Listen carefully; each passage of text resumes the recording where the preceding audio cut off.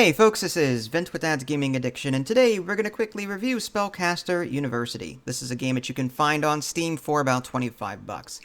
So what is this? Well, it's a mismatch of different things. I would say it's a cross between an engine builder, a business simulator, and an aquarium simulator. I know that's a lot to think about. Why do I call it a business simulator? Well, you do have finances in this game, and you are managing income. The general premise is this. This evil Dark Lord will be arriving soon, and you're tasked with building up this academy, this Spellcaster University, right? And it's sort of like Harry Potter, where you're going to be able to create different houses that have different traits.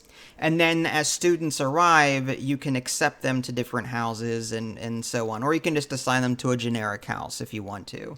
But ultimately, you're going to be accepting students. You get small income from that. Then you're also going to be drawing cards throughout the game. Now, there's 5 different mana colors in this game. And the way mana works is that whenever you put down rooms of a particular mana type, different colors, like green or red or blue, whatever, teachers, you'll also pick a teacher, one of 2 teachers, and the teachers will teach students that particular school of magic. And as they do that, you earn magic points toward that color. And then when your magic points reach a certain value for that color, you'll be able to draw 3 cards and then choose one. And these cards are typically room cards or upgrades to existing rooms, like add this particular room type that allows you to pick a new teacher and teach this particular school of magic with a focus on this sub-school of magic, okay? Like the blue, for example, the blue school of magic has several subsets of magic that you can teach. But anyway, so there's that.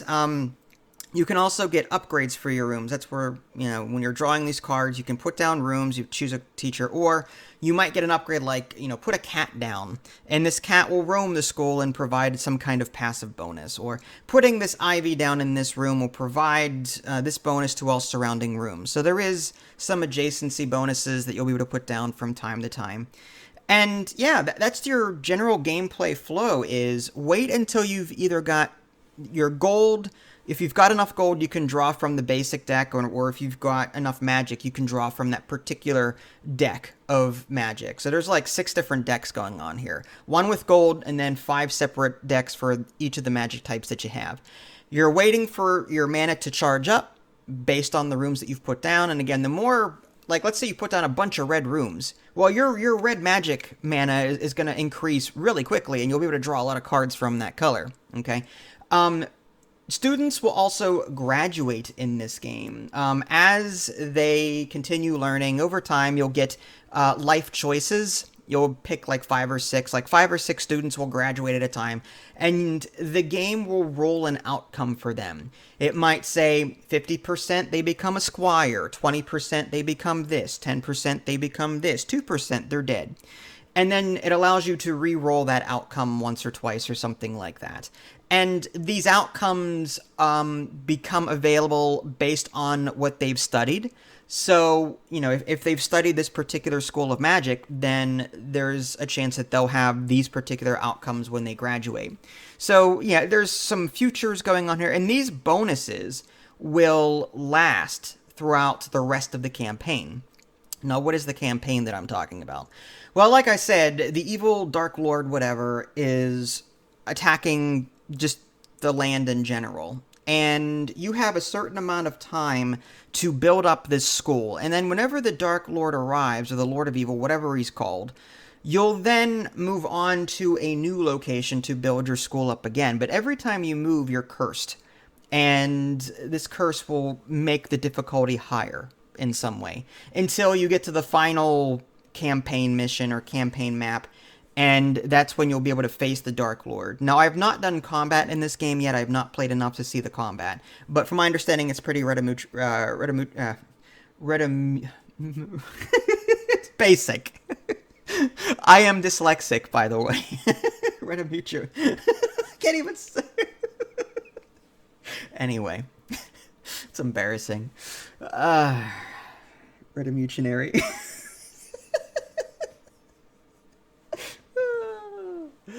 Oh, anyway, so getting back to the game, there is a pretty large learning curve here. Okay, like I said, you're going to be worrying about finances. The more rooms you put down, the more salaries that you have to pay to your teachers. You gain gold by, bringing in more students. They pay a fee to enter your school in the first place. There's management, meaning like there's objectives that you're going to have to complete. And by completing these objectives, you earn these skill books that will help you in your campaign, which is nice. Each student has different emotions and needs, and your teachers likewise have needs that they have to, satisfy. So the rooms that you have to put down might include like beds or staff room, stuff like that. Student types may include things like elves or vampires or werewolves. There's also factions in this game. Every so often you'll be able to communicate with another faction, and there's typically dialogue choices, some of which are grayed out because you don't have the required room or student type yet. And these will affect you by increasing prestige or gold, or give you more magic, or you might actually lose stuff depending on your choice. There's also very basic crafting in this game where you might get things like cheese or unicorn horns or whatever, and you'll combine stuff to create different cards, which is kind of cool. So yeah, there's a lot to this game. I don't want to delve too deeply into it, and there's dungeons too, which allow you to, worry about things like dragons and get keys, and you'll get other things from this dungeon, but I have not gotten into that yet. I will say this, it's a cool idea, but this takes me back to my original 3 comparisons. I said this game reminded me of like a business simulator. There was that whole, spellcasting university business aspect to it, but I also mentioned the whole fishbowl simulator, right, or aquarium simulator. That's what it feels like, because all you're really doing in this game is drawing cards and placing down rooms. The RNG in this game is pretty high.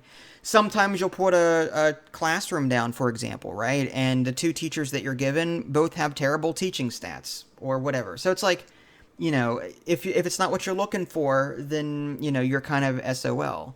So it's like this game, you got to accept the fact that there's a bit of RNG to this game, and that on occasion you'll be sitting there waiting for your mana to fill up while you watch everyone go about their daily business. So, like, the game has a learning curve, but the interaction with it is pretty minimal.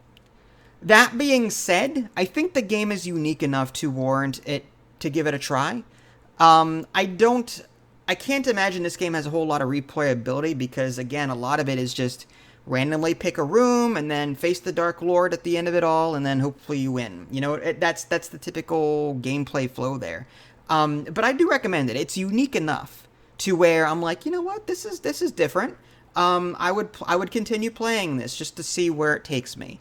That's how I feel about this. But I do want to warn you, there is a learning curve, and there is that whole aquarium fishbowl simulation thing going on where, a lot of it is just pick a choice or pick a card. And that's it, and place it down somewhere. There is some strategy in where you put stuff. This item might improve these rooms across this row or column or in the general area, whatever. But still, there's choices, but you're still up to RNG for some of it. So do I recommend it? Yes. Just be warned that it may not be for everyone. If you guys haven't already subscribed to me on Twitch and YouTube, that way you can stay up to date with any new content I happen to publish. This is Vince, thanks for watching, and I'll catch you guys next time. Rudimentary. That's what I meant to say. Rudimentary.